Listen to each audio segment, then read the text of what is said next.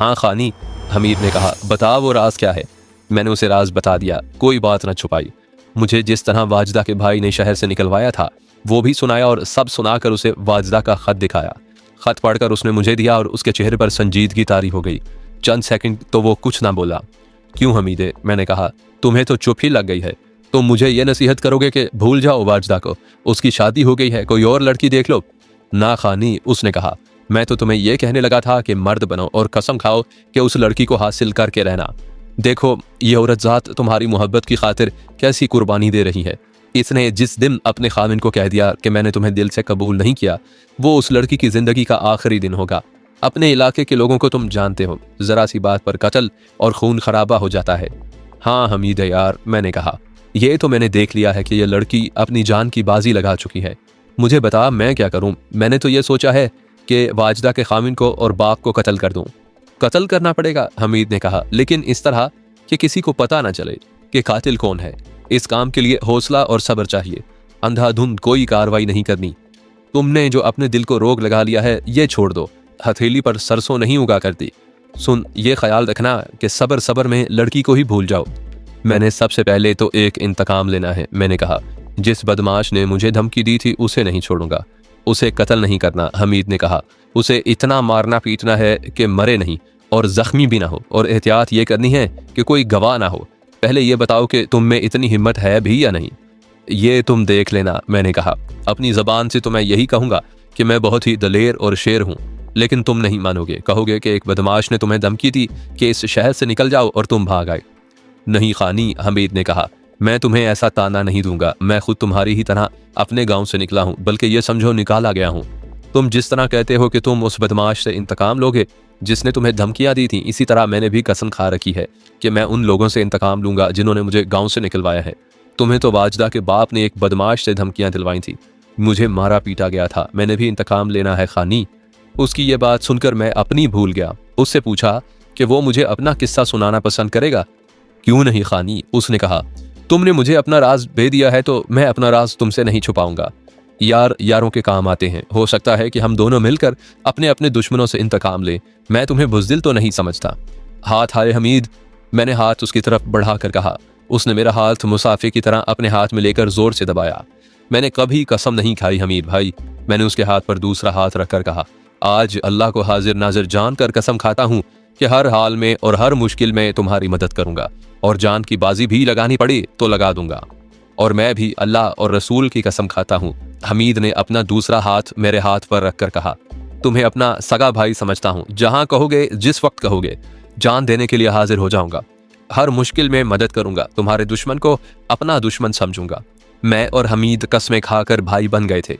मैंने उसे कहा कि अब वो सुनाए कि वो गाँव से किस तरह निकला या निकाला गया था। तुम्हारी तरह मेरे साथ भी एक लड़की का चक्कर चल गया था, उसने कहा। वो किसी राजे या चौधरी की बेटी नहीं, गरीब से किसानों की बेटी है। उनकी अपनी ज़मीन थोड़ी है, दूसरों की ज़मीनें बटाई पर काश्त करते हैं और उनकी दाल रोटी पूरी होती है। एक बात बताओ, मैंने पूछा, उसके साथ तुम्हारा ताल्लुक कैसा है? हीर रांझे वाला, उसने जवाब दिया। कोई सी कसम ले लो, ताल्लुक 16 आने सुथरा और सच्चा है। हालांकि उसे तलाक हुई है, खामिन के साथ चंद महीने रही थी। इसके साथ तुम्हारी मोहब्बत उसकी शादी से पहले की होगी? नहीं, उसने जवाब दिया, तलाक के बाद। तलाक क्यों हुई? खामिन बेकार था, हमीद ने बताया। हिजरा समझ लो। तुम जानते हो कि हम लोग अपनी लड़की को जिसके साथ बांध देते हैं उसे सारी उम्र उसी के साथ गुजारनी पड़ती है, खा वो जहन्नुम में पड़ी रहे।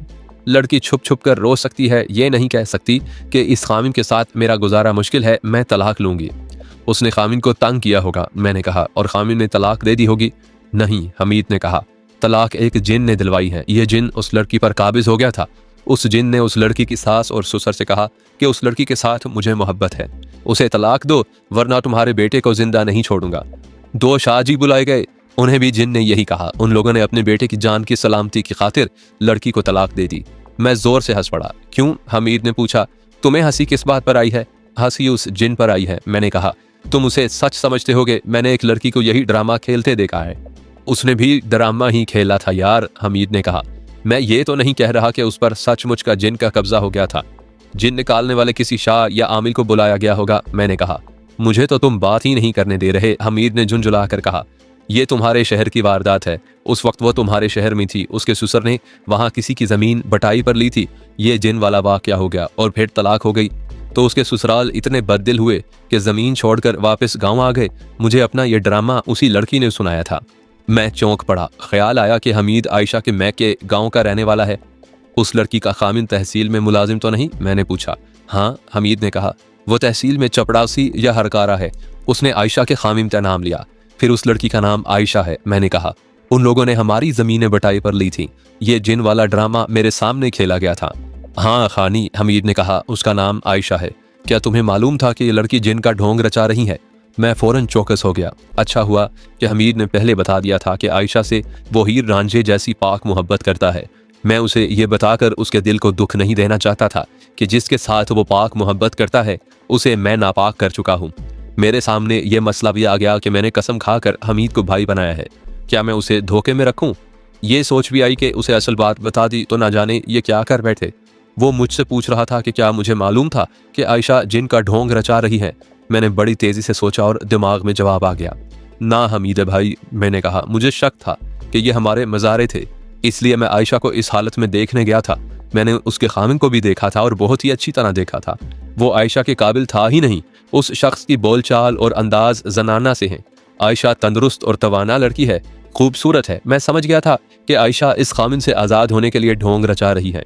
तुमने उसके साथ कभी बातें की थी? हमीद ने पूछा। ना यार, मैंने झूठ बोला। उसके साथ भला मेरा क्या ताल्लुक था? तुम अपनी सुनाओ। मैंने अपनी तरफ से उसकी तवज्जो हटा दी। वैसे भी उसके दिमाग पर आयशा सवार थी। मैं अपनी क्या सुनाऊं खानी यार, हमीद ने कहा। मैं एक चक्कर में आ गया हूं, मैं भागना नहीं चाहता। मुश्किल यह है कि मैं अकेला हूं, मैंने इंतकाम लेना है। अपने आप को अकेला ना समझो, मैंने कहा।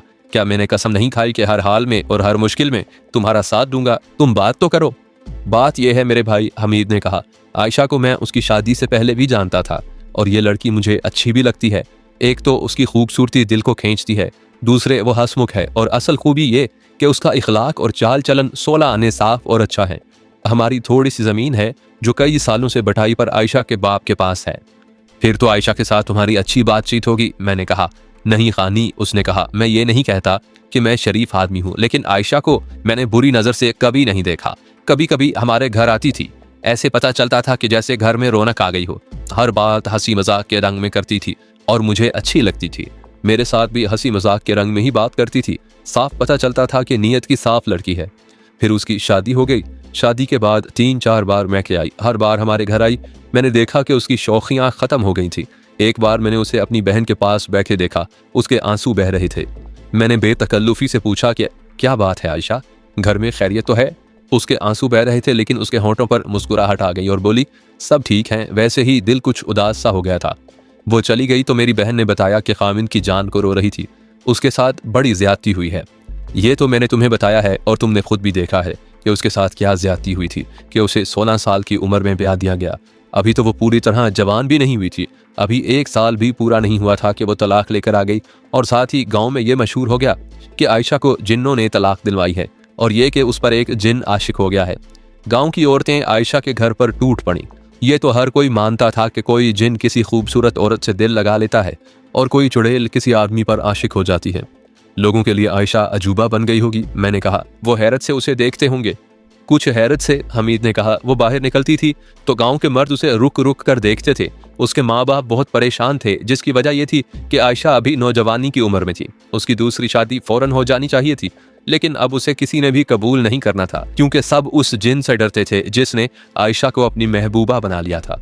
उस पर अब जिन तो नहीं आता था, लेकिन उसके बाप ने सोचा कि उसे किसी आमिल और पीर के पास ले जाया जाए और कहा जाए कि इस जिन से आयशा को आज़ाद करवाया जाए। हमारे गांव के साथ ही बिल्कुल छोटा सा एक गांव है, वहाँ एक शाह रहता है। वो कोई बड़ा पीर तो नहीं, लेकिन हमारा पूरा गांव उसे पीर मानता है और इर्द गिर्द करीब के गांव भी उसके असर के नीचे हैं। मशहूर है कि उसके कब्जे में जिन है और इस इलाके के तमाम लोग उसके मुरीद हैं। मैं भी उसे पहुंच वाला बुजुर्ग मानता हूँ। बूढ़ा है? मैंने पूछा। नहीं यार, हमीद ने जवाब दिया। भट्टा कट्टा लाल सुर्ख जवान है, उम्र 40 से कम है, शायद 34-35 हो, लेकिन बिल्कुल जवान लगता है। आयशा का बाप एक रोज आयशा को उसके पास ले गया और उसे बताया कि आयशा को एक जिन ने तलाक दिलवाई है। अब इस पर जिन तो नहीं आता, लेकिन डर है कि लड़की की शादी कर दी तो फिर जिन इस पर सवार हो जाएगा और दूसरे खामिन को डरा कर तलाक दिलवा देगा। शाह जी ने बहुत कोशिश की कि जिन हाजिर हो, लेकिन जिन हाजिर ना हुआ। शाह जी ने कहा कि यह किसी और विलायत का जिन है और बहुत ही शैतान है, इसे हाजिर करना ज़रूरी है वरना लड़की की ज़िंदगी तबाह कर देगा। शाह जी ने कहा कि वो लड़की को एक रात अपने पास रखेगा और जिनों के सरदार को हाजिर करके इस जिन का बंदोबस्त करेगा। मुझे तो इन बातों का इल्म ही नहीं था। मैं दूसरे लोगों की तरह इसको सच समझ रहा था कि आयशा को जिन ने तलाक दिलवाई है। मुझे असल बात का इल्म इस तरह हुआ कि एक रोज़ मैं कब्रिस्तान में एक खानका पर सलाम और फातिहा के लिए गया। मैं हर जुमेरात की शाम वहाँ जाया करता था। उस खानका का रास्ता मुझे एक बुजुर्ग ने दिखाया था। मैंने 2 जुमेरातें आयशा को खानका में दिया जलाने के लिए जाते देखा। तीसरी जुमेरात वो खानका में दिया जला रही थी और मैं खानका में दाखिल हुआ। उस वक्त खानका के अंदर और कोई नहीं था। हमीद के साथ आयशा की जो गुफ्तगू हुई वो हमीद ने इस तरह सुनाई। मैं तुम्हारे लिए यहाँ रुकी हुई हूँ। आयशा ने हमीद से कहा, मेरी एक बात सुनोगे? यहाँ? यहीं सुन लो। आयशा ने कहा, यहाँ कोई शक नहीं करेगा। मैंने बदकारी और बदमाशी की कोई बात नहीं करनी। यहाँ बात करूंगी तो हो सकता है कि ये जो बुजुर्ग इस खानका में दफन है हमारी मदद करें। मुझे इस दरगाह पर भरोसा और यकीन है। अगर कोई आ गया तो बाहर निकल चलेंगे। बात करो, हमीद ने कहा। आयशा ने उसे बताया कि उसके माँ बाप उसे शाहजी के पास ले गए थे और कहा था कि जिस जिन ने इसके ससुराल को धमकी देकर तलाक दिलवाई थी वो उसकी कहीं भी शादी नहीं होने देगा। उस जिन से निजात दिला दें और ये जिन जो सदका या नजराना मांगे वो देंगे। पता नहीं तुम समझोगे या नहीं हमीद। आयशा ने कहा, मैं सब लोगों की तरह उस शाहजी को मानती थी कि पहुंच वाले बुजुर्ग हैं। उनके हाथ में इतनी ताकत है कि जिन और चुड़ैलें भी उन्हें अपना पीर और मुर्शद मानती हैं। लेकिन हमीद, मैं जाहिल देहातन जरूर हूँ, लेकिन खुदा ने अकल तो दी है। उस शाहजी ने जिन नजरों से मुझे देखा उन नजरों में बुजुर्गी नहीं थी, शैतान मुझे घूर रहा था। मेरे माँ बाप को बाहर निकाल कर शाहजी ने मुझे अपने पहलवानों जैसे बाजुओं की लपेट में लेकर अपने करीब कर लिया।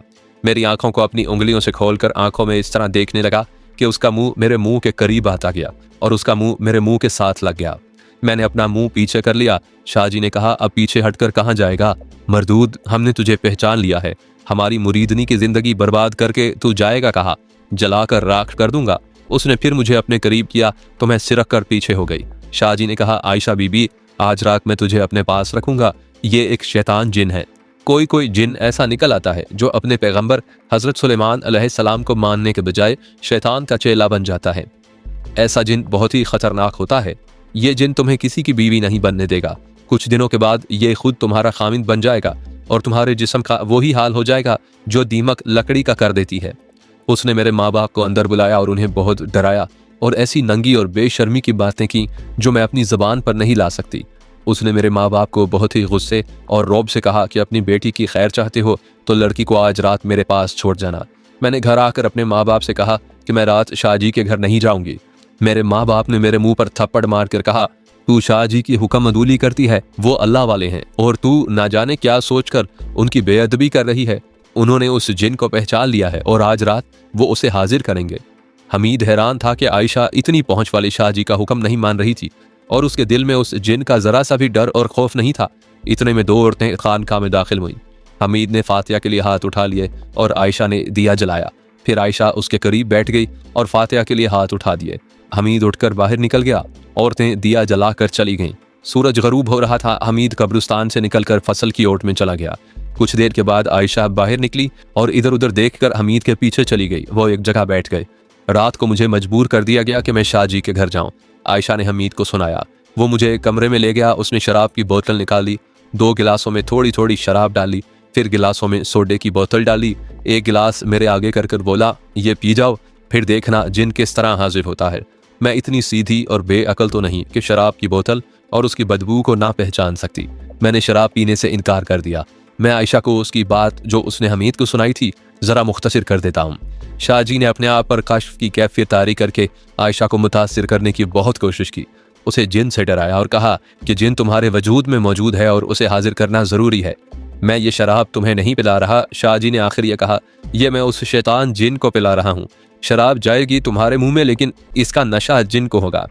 फिर यह बाहर निकल आएगा और मैं तुम्हारे सामने उसे जिंदा जलाऊंगा। आयशा फिर भी ना मानी। शाहजी ने उसका गिलास पी लिया। फिर वो आयशा के साथ वजदानी कैफियत में बातें करता रहा। कुछ देर के बाद नशा उसे बदमस्ती में ले आया और उसने आयशा से कहा कि वो पलंग पर लेट जाए ताकि जिन को हाजिर किया जाए। आयशा ने इनकार कर दिया। शाहजी गुस्से में आ गया और आयशा को 2-3 गालियां दे डाली। शाहजी किसी वजह से जरा पीछे हटा तो आयशा वहां से उठ दौड़ी लोगों का ये बरगुज़ीदा पीर शराब के नशे में ऐसा धुत था कि आयशा का ताक़ुब ना कर सका। ताक़ुब करता भी तो आयशा उसके हाथ ना आती। जिस्मानी तौर पर आयशा फुर्तीली लड़की थी। दूसरे दिन शाहजी ने आयशा के बाप को और उसकी माँ को भी अपने आस्ताने में तलब किया और उन्हें गालम गलोच की कि उनकी बेटी ने उनकी तौहीन की है। फिर उन्हें बताया कि उनकी बेटी के अंदर से जिन ना निकला तो उन्हें किसी किस्म का भयानक नुकसान होगा। ये दोनों बेचारे वहां से खौफजदगी की हालत में कांपते हुए घर आए। बाप ने पहले आयशा को मारा पीटा था, लेकिन अब उसने आयशा की मिन्नत समाजत की कि वो शाहजी के पास जाकर माफ़ी मांगे और उनके कदमों में सर रखे। मुझे जान से मार डालो, आयशा ने कहा। मैं वहां नहीं जाऊंगी। बाप उसे मारने पीटने के लिए उठा। माँ दरमियान में आ गई और उसे अलग ले गई। माँ ने उससे पूछा कि वह शाहजी के पास क्यों नहीं जाती। आयशा ने माँ को असल बात बता दी। ये भी बता दिया कि शाहजी उसे ज़बरदस्ती शराब पिला रहा था, लेकिन उसने पीने से इनकार कर दिया। फिर आयशा ने माँ को वो सारी हरकतें बताईं जो शाहजी ने उसके साथ की थीं। मुझे दूसरा खामिद ना मिले, आयशा ने कहा। मैं सारी उम्र अकेली गुजार दूंगी, लेकिन उस शाहजी की बेनिकाही बीवी नहीं बनूंगी। ये धोखेबाज और फरेबी है और मेरा बाप बेगैरत है। माँ कुछ देर खामोश रही, कभी आयशा की तरफ देखती और कभी सर झुका लेती। क्या तुम मेरे इस बाप को कुछ नहीं समझा सकती, आयशा ने कहा और उसके आंसू बहने लगे। नहीं आशी पुत्र, माँ ने आयशा से कहा, मैं तेरे बाप को कुछ नहीं समझा सकती। तूने अपने बाप को बेगैरत कहा है, मैं भी उसे बेगैरत ही समझती हूँ, लेकिन उसे मुंह पर बेगैरत कहने की जुर्रत नहीं कर सकती। कहूँ तो ये मुझे कत्ल कर दे। मैं तुझे एक बात बताती हूँ, लेकिन तू उसे सच नहीं समझेगी। ये एक राज है जो मैं सिर्फ तुझे दे रही हूँ।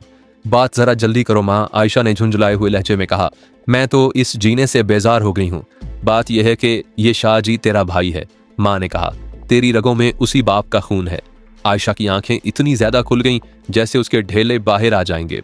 हाँ आशी पुत्र, माँ ने कहा, हैरान मत हो। ये कोई अजीब बात नहीं है कि एक औरत की कोख से उसके पीर या शाहजी का बच्चा पैदा हुआ है। ये जो औरतें पीरों और आमिलों के पास औलाद के लिए जाती हैं, उन्हें औलाद पीर के तावीज़ नहीं देते, औलाद पीर दिया करता है। ये हमारे मर्दों की बेगैरती है। तुम अपनी बात करो, आयशा ने कहा। मेरी शादी हुई तो 2 साल बच्चा ना हुआ, माँ ने कहा। मेरी सास और नंदों ने तो मेरा जीना हराम कर दिया। उस वक्त उस शाहजी का बाप इसी शाहजी की तरह लोगों के दिलों पर हुकूमत करता था। तेरा बाप भी मेरी जान खाने लगा कि बच्चा पैदा करो, वरना तुम्हें बांझ और बददुआई हुई समझकर तलाक दे दी जाएगी। सास मुझे शाहजी के पास ले गई। मैं उस वक्त तेरी तरह नई नई जवान हुई थी। खुदा ने शक्ल सूरत भी जरा ठीक ही दी थी। शाहजी ने मौजूदा शाहजी की तरह मेरी आंखें अपनी उंगलियों से पूरी तरह खोल कर देखा और बोला, ओह ये तो मामला ही कुछ और है। उसने मेरी सास को बहुत डराया कि इस लड़की पर इतना खतरनाक साया है कि उतारा ना गया तो इसका खामिद हराम मौत मरेगा, फिर तुम्हारा पूरा खानदान तबाह बर्बाद हो जाएगा। मैं तो बहुत ही डरी और मेरी सास ने शाहजी के पांव पकड़ लिए और रो रो कर मिन्नतें की कि कुछ करें। तेरी तरह शाहजी ने मुझे भी अकेले बुलाया और मेरे साथ वही हरकतें और वही बातें की जो उसके बेटे ने तेरे साथ की हैं। जो हिम्मत और जुर्रत तुझ में है वो मुझ में नहीं थी। सच्ची बात यह है कि मैं खुश भी हुई थी कि इतने पहुंच वाले शाहजी मुझ पर इतने मेहरबान हैं। मैं उनके पास अकेली जाती रही और फिर तू पैदा हुई। उस वक्त ये शाहजी 8-10 साल का था। उसका बाप इससे ज्यादा खूबसूरत और कवि हैकल था। उसका रंग पक्के हुए सेब जैसा था। तुझे उसी से गोरा रंग मिला है और तुझे खूबसूरती भी उसी से मिली है। तुमने अपने उस बेगैरत खामिन को बताया नहीं कि मैं उसकी बेटी नहीं, आयशा ने कहा। मैं बता देती हूँ। नहीं आशी पुत्र, माँ ने कहा। ये नहीं मानेगा, हम पर यह इल्ज़ाम लगाएगा कि हम शाहजी की बेअदबी कर रही हैं। मैंने तुझे राज की ये बात इसलिए सुनाई है कि हम औरतें हैं, हम माल मवेशी हैं। गायें हल के आगे भी जोती जाती हैं, उससे दूध भी लिया जाता है, उससे बछड़े भी पैदा किए जाते हैं, और जब ये बेकार हो जाती है तो उसे ज़िबा करके खा लेते हैं। हम गायें हैं आशी पुत्र, और ये मत सोच कि तू इस शाहजी के खिलाफ बोलकर लोगों से मनवा लोगी कि ये शख्स फरेबी है। उसे पहुंच वाला और आसमानी ताकत और जिनों का बादशाह तेरे बाप जैसे बापों और खामिंदों ने बनाया है। वो बड़ा शाहजी जानती हो किस तरह मरा था? तुम अभी छोटी थी, मुझे याद है, आयशा ने कहा। उस पर बिजली गिरी थी। वो अपने मुरीदों के एक गांव गया हुआ था, माँ ने बताया। अपने चेलों के साथ घोड़ी पर सवार वापस आ रहा था। रास्ते में बारिश शुरू हो गई। शाहजी बढ़ के एक पुराने और बहुत बड़े दरख्त के नीचे रुक गया। बिजली बार बार चमकती और कड़कती थी। बिजली बढ़ के दरख्त पर गिरी। एक बहुत बड़ा टहन टूट गया और ये शाहजी के सर पर गिरा। घोड़ी बिदक कर दौड़ पड़ी और शाहजी के नीचे से निकल गई। शाहजी वहीं मर गया। आज तक लोग बढ़ के उस दरख्त के नीचे दिए जलाते हैं। आयशा पर तो खामोशी ही तारी हो गई थी।